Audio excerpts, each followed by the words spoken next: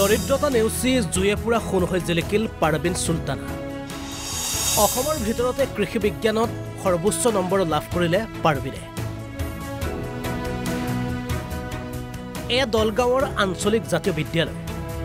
বিদ্যালয়খনৰ সকলোফালে আজিও উখল মাখল পৰিৱেশ নহবনো কিয়?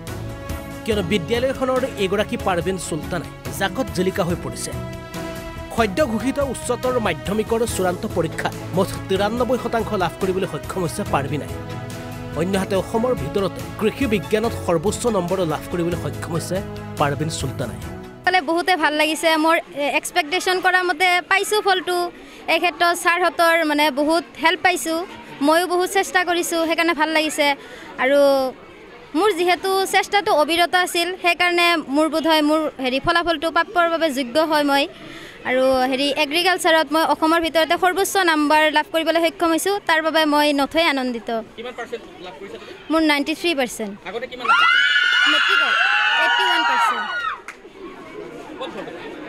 এয়া দলগাঁৱৰ পৰা পূবফালে কবৰস্থান আছে, চকৰাগাঁও বুলি কয়। মই ধন্যবাদ জনাব বিচাৰোঁ প্ৰথমতে মোৰ পেৰেণ্টছবিলাকলে, তাৰপিছত মোৰ টিচাৰবিলাকলে আৰু মোৰ লগ বন্ধু বান্ধৱীবিলাক। মোৰ সহায় কৰিবলৈ প্ৰথমে মোৰ মাৰ পিছতে ঘৰৰ ফেমিলি, তাৰপিছত টিচাৰবিলাকেও বহুত সহায় কৰিছে। আমি আজি ভাল এটা ফলাফল লাভ কৰিব পাৰিছোঁ। আমি বিগত কেইবাবছৰ ধৰি বহুত এটা আশা আছিল যে আমি ভাল এটা ফলাফল কৰিম, কিন্তু বহুত যথেষ্ট চেষ্টা কৰিছিলোঁ। চেষ্টা কৰাৰ ফলত এইবাৰ আমাৰ শিক্ষকসকলে, গোটেই শিক্ষকসকলে লাগি আমাৰ যি ফলাফল আহিছে তাৰ বাবে আমি গোটেই উৎসাহিত হৈছোঁ।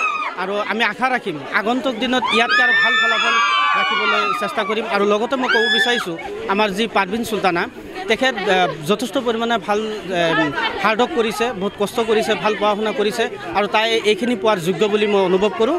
আপোনালোককো মই ধন্যবাদ জনাইছোঁ।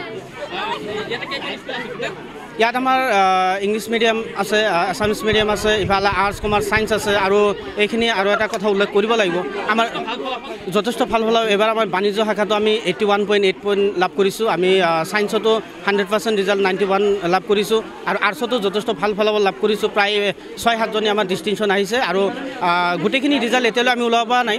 আৰু যদি চোৱা হয় আপোনালোকে চাব পাৰিব যে প্ৰথম বিভাগত ফাৰ্ষ্ট ডিভিজনত প্ৰায় যথেষ্ট সংখ্যক ল'ৰা ছোৱালী এইবাৰ আমাৰ আছে। Bureau' report, Assam live 24।